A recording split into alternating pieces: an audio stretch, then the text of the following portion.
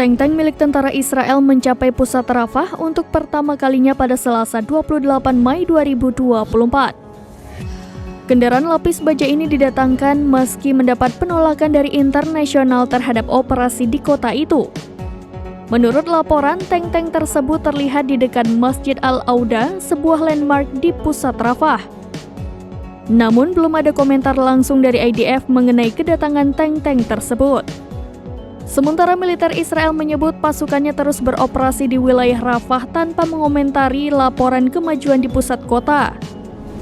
Di tengah meningkatnya tekanan internasional, Israel menegaskan bahwa operasi militer di Rafah sangat penting.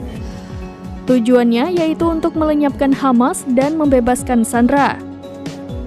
Di wilayah Rafah, IDF mengatakan tentara menemukan terowongan dan senjata Hamas.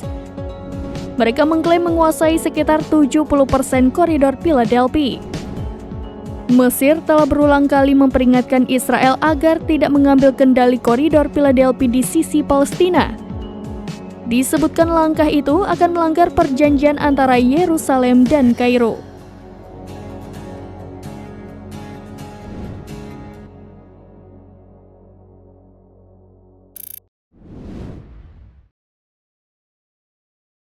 Download Tribun X sekarang, menghadirkan lokal menjadi Indonesia.